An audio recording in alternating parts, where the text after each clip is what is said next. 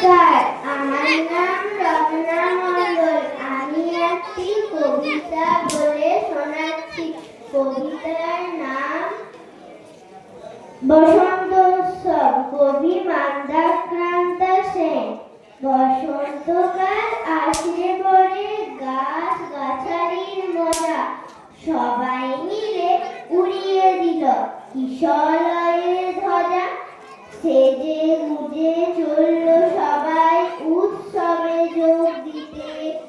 শিমুল পলাশ সবার মাথায় টুকটুকে লাল ফিতে। কৃষ্ণচূড়ার আগুন রঙে ওড়না চুড়িদার।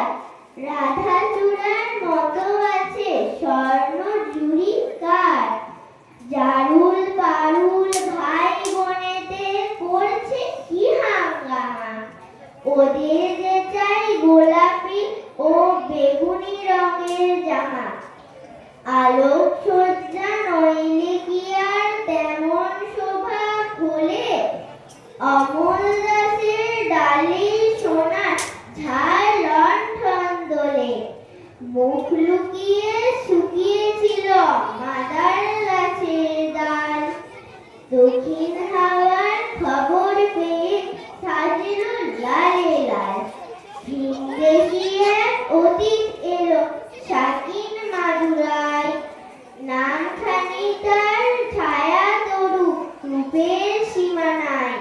রুদ্রপলাশ নামটি বড্ড কঠিন এবং ভারী। কমলা রঙের পাগড়ি তাহার কেমন মনোহারী। এমন তরু নানান সাজে সেজে সকল গাছ। সবাই মিলে করল শুরু মহোৎসবের নাচ। নাচে গানে খুশি টানে উঠল সবাই মেতে। কেউ দেখেনি দূরের মাঠে কে ছিল উৎপেতে। হিংসুটে এক কাল বৈশাখী হঠাৎ এলো তেড়ে।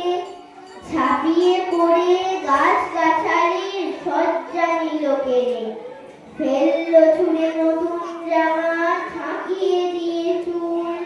পথের ধুলোয় লুটিয়ে দিল সদ্য ফোটা ফুল। ধ্বংসলীলার সাম্য করে উধাও হলো শেষে। ধ্বংসলীলার সাম্য করে উধাও হলো শেষে।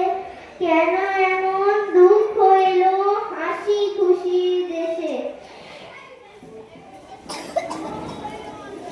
ফুল ফুটানোর মাসে আছে কাল বৈশাখীর হানা।